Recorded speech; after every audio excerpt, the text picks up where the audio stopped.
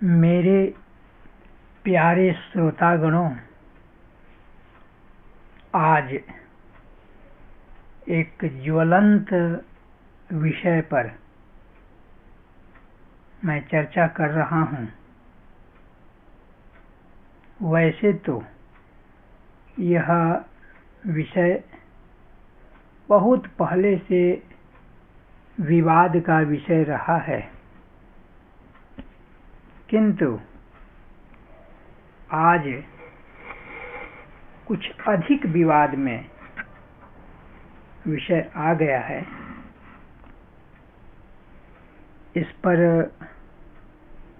मैं अपनी बात कह रहा हूँ।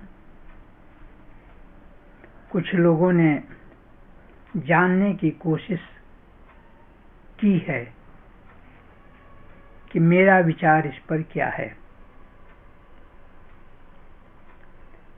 मनुस्मृति या मनुवाद, यही विषय है। देखिए, इसको समझने के पहले एक वाक्य पर ध्यान देना आवश्यक है। इसे सभी स्वीकार करेंगे। साहित्य समाज का दर्पण होता है। साहित्य को पढ़ने से तत्कालीन समाज के बारे में पता चलता है। मनुस्मृति आज की नहीं है, हजारों वर्ष पुरानी मनुस्मृति है और हजारों वर्ष पहले की परिस्थितियों का परिचायक है।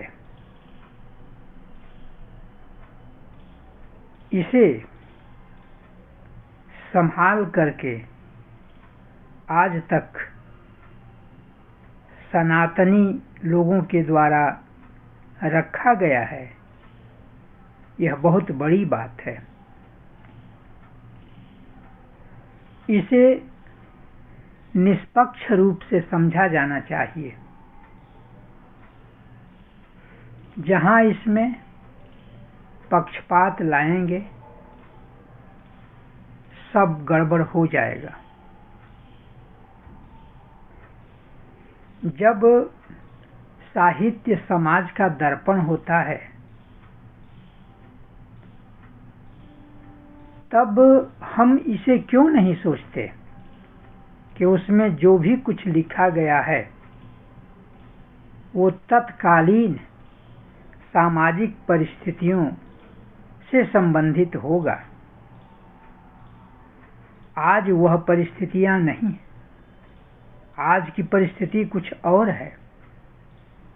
देश, काल और परिस्थिति तीनों से प्रभावित साहित्य होता है। संस्कृत साहित्य तीनों काल से प्रभावित रहा है और मनुस्मृति को इसे ध्यान में रखते हुए समझना पड़ेगा। आज इसकी व्याख्याएं, आज इसके बारे में अनेक प्रकार के स्वार्थी लोग अपने अपने पक्ष में उसकी व्याख्या कर रहे हैं। उनका व्याख्या से लेना देना नहीं है, उनका अपने स्वार्थ से मतलब है कि उनके स्वार्थ की सिद्धि कैसे हो जाए। राजनीति के पंडित, राजनेता इसमें ज्यादा दखल दे रहे हैं, क्योंकि उनको जनता से मतलब है, और जनता से मतलब अर्थात जनता के मत से मतलब है, वोट से मतलब है। उन्हें वोट लेना है। जनता के मनोविज्ञान को वे अच्छी तरह समझ रहे हैं। कैसे जनता को भ्रमित करके, कैसे जनता के मन में भेदभाव पैदा करके वोट हम ले लें। उनका मूल मकसद यही है। न वे धार्मिक हैं, न आध्यात्मिक हैं, और न धर्म और अध्यात्म से उनका कोई लेना देना है। इसलिए वे किस प्रकार से अर्थ करते हैं, इस पर बुद्धिजीवी लोग ध्यान न दें, क्योंकि वे केंद्र में ही पक्षपात, केंद्र में ही भेदभाव रख लिए हैं, और तब उसके बारे में भाषण देते हैं। तो उस समय की परिस्थितियां, राजा कैसे होते थे, प्रजा कैसी होती थी, पंडित पुरोहित कैसे होते थे, स्त्रियां कैसी होती थी, सब परिस्थितियों का यत्र तत्र वर्णन मिलता है। तो हूबहू उसको आज हम उतार नहीं सकते, हूबहू उसको लागू नहीं कर सकते, ऐसा संभव ही नहीं है, क्योंकि देश काल और परिस्थिति एक जैसे नहीं रहते, ये बदलते रहते हैं। हाँ, इससे भी एक बहुमूल्य बात, ये अमूल्य बात है, उसको भी आप सुन लीजिए।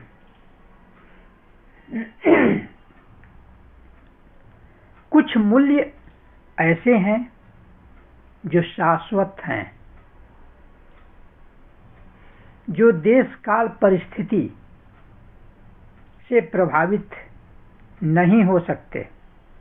अगर उनका पालन किया जाए तो मानव जाति के लिए मंगलकारी होगा।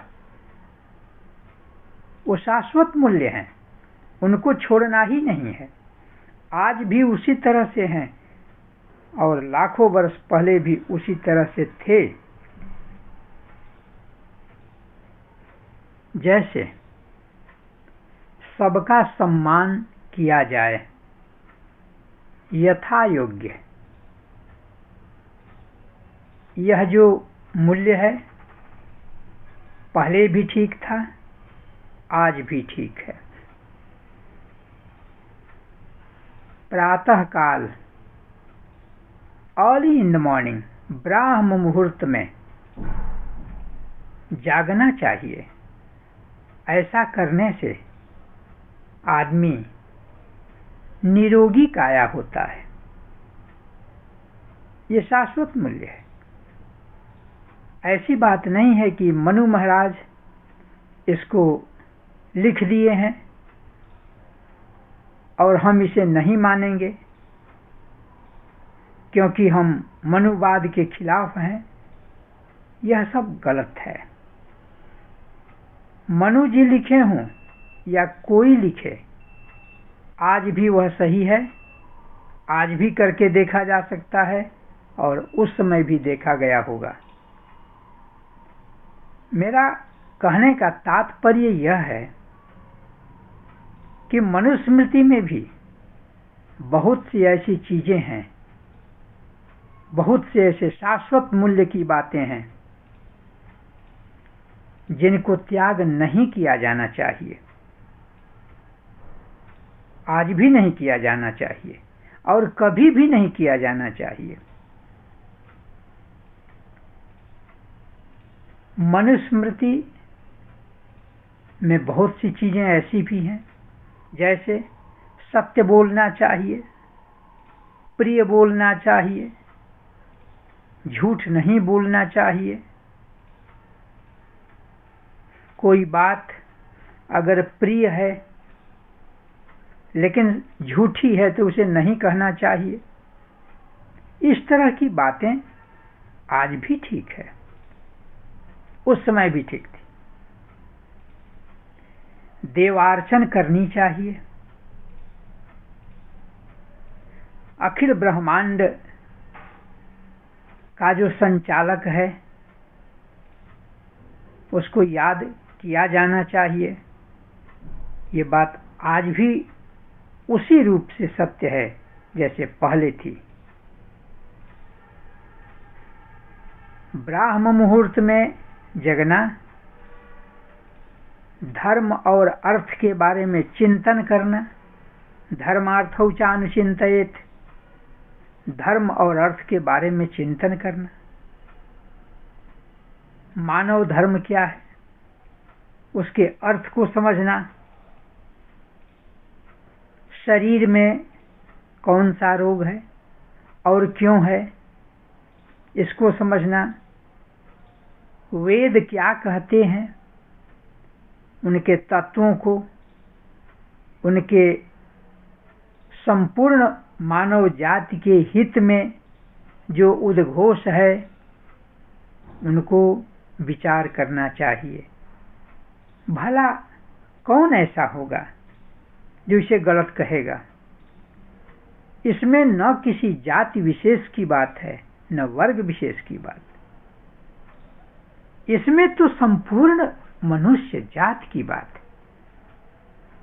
पहले की पढ़ाई कुछ और थी, आज की पढ़ाई कुछ और है। पहले लोग वेदाध्ययन करते थे, ज्योतिष पढ़ते थे, व्याकरण पढ़ते थे। पहले की पढ़ाई ही कुछ और थी और देश काल परिस्थिति के अनुसार आज सब कुछ बदल गया है। ऐसा आरोप अधिकतर लगाया जाता है कि अनुसूचित जाति SC/ST के खिलाफ मनुस्मृति है। ऐसी बात नहीं है। हम अपनी रूढ़िवादी धारणा को लेकर उसको समझ नहीं पाते। वहां तो राजा को भी दंड देने के लिए कहा गया है, राजा भी दंडित होगा, ब्राह्मण भी दंडित होगा, अगर गलत करेगा तो वह भी दंडित होगा। इस पर क्यों नहीं विचार किया जाता? इसलिए कि अगर इस पर विचार करने लगेंगे तो स्वार्थ की सिद्धि नहीं होगी। अगर सही सही जनता के सामने रखेंगे तो वोट कैसे मिलेगा? तब तो सनातनी है, इन्हीं को वोट चला जाएगा और इनसे डकैती डाल करके वोट लेना है, जैसे भी हो वोट लेना है। ब्राह्मणों की निंदा की जाए, उनको गालियां दी जाए।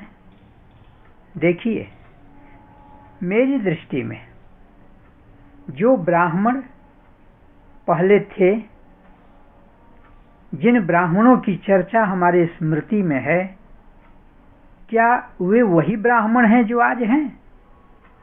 नहीं। वो ब्राह्मण जिनकी चर्चा की गई है वो लक्षण आज के ब्राह्मणों में नहीं है। तो फिर तो वो ब्राह्मण पूजित थे और उनकी पूजा होनी चाहिए। जहां SC/ST की चर्चा है तो क्या जो पहले थे आज वैसी तरह से हैं? आज नहीं। आज परिस्थिति के अनुसार, फिर मैं कहूं देश काल परिस्थिति के अनुसार आज लोग समझदार होते जा रहे हैं, अगर राजनीति नहीं हो तो निष्पक्ष रूप से सभी उसका अर्थ समझेंगे। राजनीति का न होना और होना यह मुख्य बात नहीं, शुद्ध राजनीति हो, सही राजनीति हो। भगवान श्री राम भी जानते थे कि सीता गलत नहीं है, लेकिन प्रजा के लिए, केवल प्रजा को ध्यान में रखते हुए उन्होंने सीता का परित्याग कर दिया। वो खुद कहते हैं कि सीते, मैं अच्छी तरह से जानता हूं कि तुम सही हो, तुम हमारे ही समान उच्च कुल की हो, तुम हमारे साथ सुख दुख में रही हो, ये सब मैं जानता हूं, लेकिन सिर्फ जनवाद भित्या, लोकापवाद के भय से, हमारी प्रजा क्या कहेगी, लोग क्या कहेंगे, इसके भय से मैं तुझे छोड़ता। सीते त्यजामि भवतिम न तु भाव दोषात्, मेरी भावना में तेरे प्रति कोई दोष नहीं है। लोग कहते हैं कि भगवान श्री राम सीता से प्रेम, अपनी धर्मपत्नी से प्रेम नहीं करते थे, छोड़ दिया। नहीं, भगवान श्री राम राजा थे और राजा का धर्म उस समय कुछ होता था। आज राजतंत्र नहीं है, आज प्रजातंत्र है, इसलिए कहीं की व्याख्या कहीं कर देना ठीक नहीं है। राम कहते हैं, भगवान श्री राम कहते हैं कि हे सीते, भाव दोष मेरे भीतर नहीं है, तुम्हारे प्रति कोई भी भाव दोष मेरे भीतर नहीं है, क्योंकि मैं राजा हूं और राजधर्म यही कहता है कि प्रजा जैसे खुश हो वही किया जाए।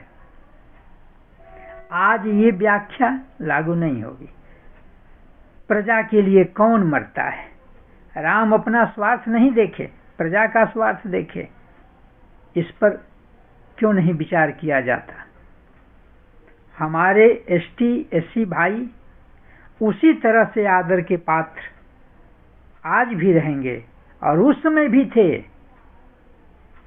ये नहीं कि नहीं है, उस समय भी जो सही करता है उसका आदर और जो गलत करता है उसकी निंदा। तो यह आज भी है, उस समय भी है।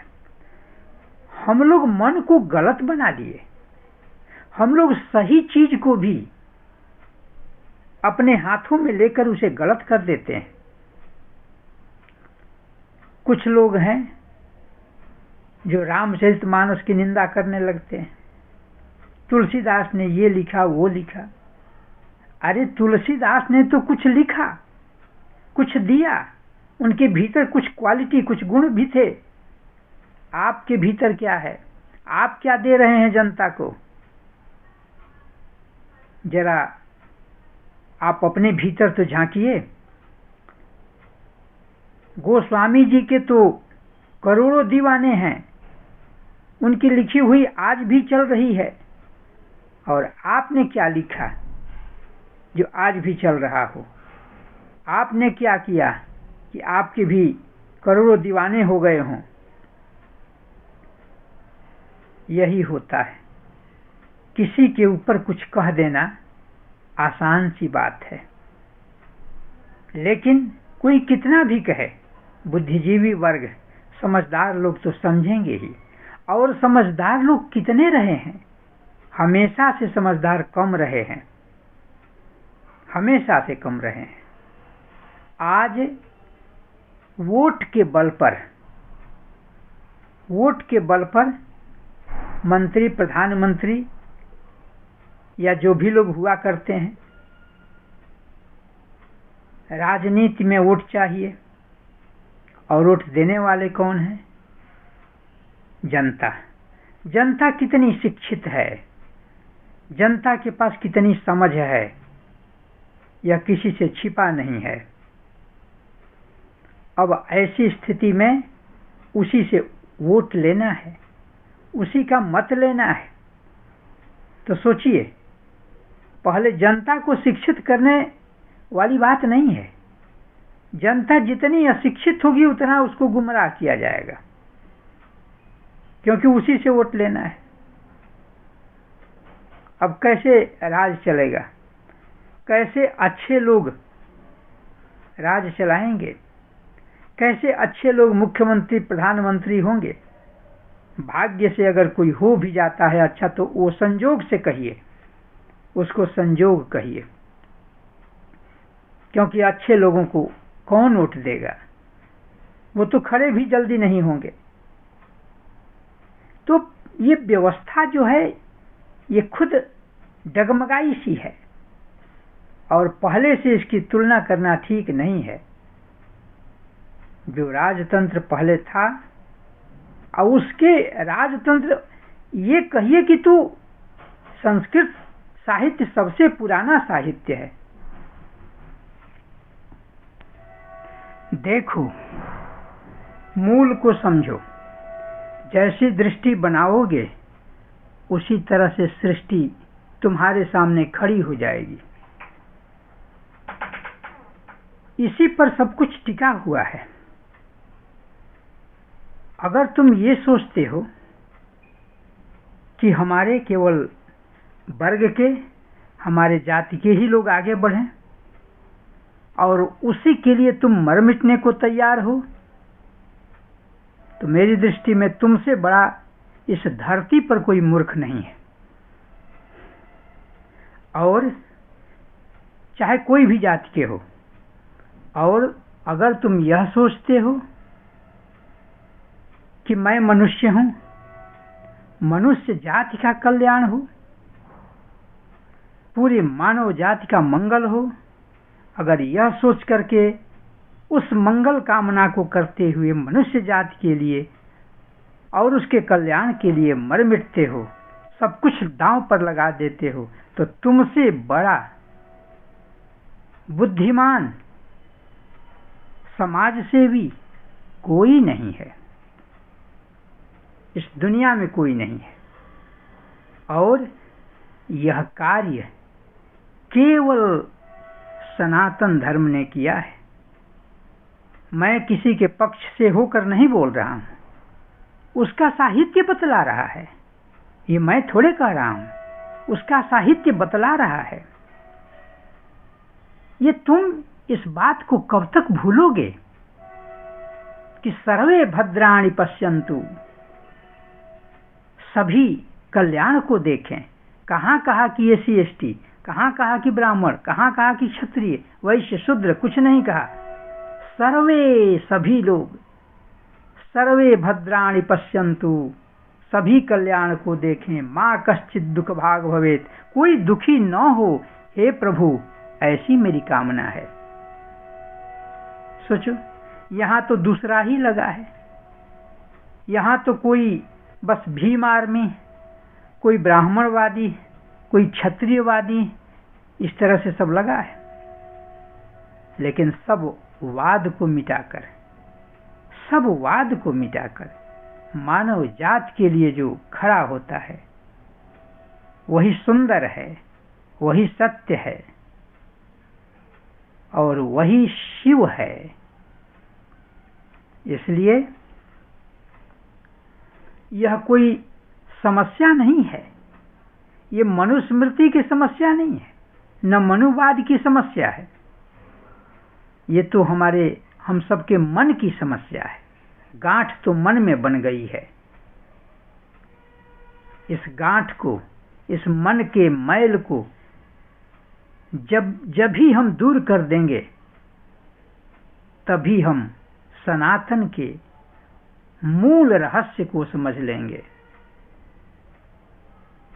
कहा है, न तो हम कामये राज्यम न स्वर्गम ना पुनर्भवम। मैं, हे प्रभु, तुमसे स्वर्ग नहीं चाहता, मोक्ष नहीं चाहता। क्या चाहता हूं? कामये दुख तप्ता नाम प्राणी नाम आर्तिनाशनम। यही मैं चाहता हूं कि लोगों का दुख दूर हो जाए। प्राणी नाम आर्तिनाशनम, लोगों का दुख दूर हो जाए, यही तो मैं चाहता हूं। धन्य है ऐसा उद्घोष, यह जिस शास्त्र में मिले जिस किताब में मिले वही किताब पूजित है, चाहे वो मनुस्मृति हो चाहे कोई भी हो। ये मेरा अपना विचार है, वही पूजित है, क्योंकि जो मुझे प्रेरित करती है मेरी इष्ट देवी देवी माँ, वही मैं आपसे कहता हूं। जो मुझसे कहलवा रही है वही मैं आपसे कहता हूं। कितनी बड़ी बात है, प्राणियों के दुख दूर हो जाएं, यही मेरी कामना है।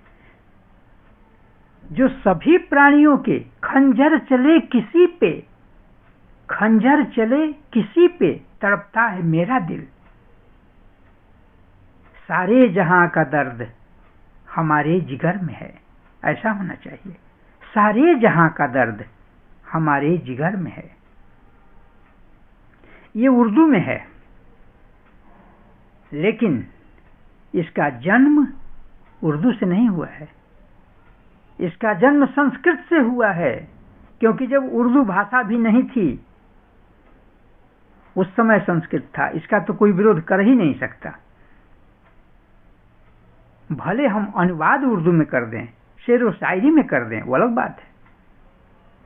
उस समय कामये दुख तप्ता नाम प्राणी नाम आरती नाशनम, जो यही मैं चाहता हूं कि जो दुखी हों उनके दुख दूर हो जाएं, यही तो अनुवाद है। ऐसा कुछ भी मुझे दिखाई नहीं देता जो संस्कृत साहित्य में न हो और किसी अन्य साहित्य में उसको रख दिया गया हो। ऐसा कुछ भी दिखाई नहीं देता। देखिए, अगर कोई देवी का भक्त है तो क्या कहता है? सर्वरूपमयी देवी सर्वम देवी मयम जगत। सर्वरूपमयी देवी, जितने रूप दिखाई देते हैं सभी देवी के रूप है। सर्वम देवी मयम जगत, पूरा संसार देवीमय है। अब बताइए, पूरा संसार घृणा कहां से आ जाएगी? किसी देवी भक्त को घृणा कहां से आएगी? फिर वही दूसरे शब्दों में देखिए, सिय राममय सब जग जानी, पूरे संसार को सीता और राम समझ करके अब फिर घृणा किससे होगी? सब सीता राम है, हृदय में कोई घृणा नहीं है। लेकिन शास्त्र तो यह भी कहता है, हमारा संस्कृत साहित्य यह भी कहता है कि अवश्यमेव भुक्तव्यम कृतम कर्म शुभाशुभम। चाहे शुभ कर्म करो चाहे अशुभ कर्म करो, जो भी करोगे उसका फल निश्चित ही भोगना है। तो आज हम दुखी हैं तो अपने कर्म के अनुसार, आज हम सुखी हैं तो अपने कर्म के अनुसार, और सुख दुख कोई दिया नहीं है, अपने कर्म के अनुसार हमें मिला है।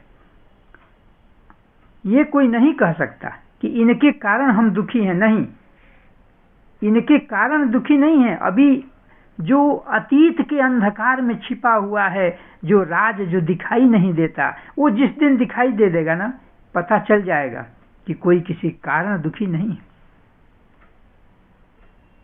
इसलिए सबसे प्रेम करना चाहिए। हाँ, प्राय यह भी सुना जाता है,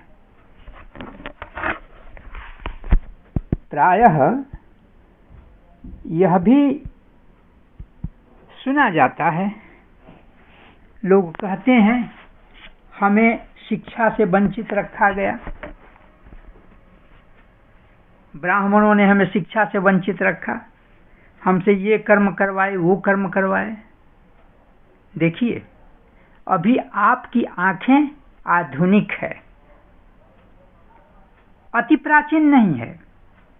जब होता था वो अति प्राचीनतम घटना है। उस समय क्या था, कैसे था, उसको पूरी तरह से समझना कठिन है। इसलिए उससे आज का रिश्ता जोड़ना ठीक नहीं है, बिल्कुल ठीक नहीं है। हाँ, इतना जरूर है, कुछ शाश्वत मूल्य हैं, कुछ मानवता के गुण हैं, कुछ धर्म के गुण हैं जो उस समय भी थे, आज भी होना चाहिए, आज भी हो सकता है। धर्म के जो 10 लक्षण बताए गए हैं, उनको सबको धारण करना चाहिए, तो उसमें कोई भेदभाव नहीं है। मैं समझता हूं कि सांकेतिक रूप से और सूत्र रूप से, इसको मैं सूत्र ही रूप से कह रहा हूं, नहीं तो इस पर तो कई घंटों तक कहा जा सकता है, फिर भी कम नहीं होगा और अधिक भी नहीं होगा। कम इसलिए नहीं होगा कि इतना है कि क्या कहा जाए, अधिक भी नहीं होगा इसलिए कि इतना है कि आप उससे अधिक कह ही नहीं सकते, बहुत है। तो आप मेरे संकेत को समझ गए होंगे मैं क्या कहना चाहता हूं। इसमें जो लेना है या लेने योग्य है आप जरूर ले लेंगे। इतना सुनने के लिए आपको बहुत बहुत धन्यवाद।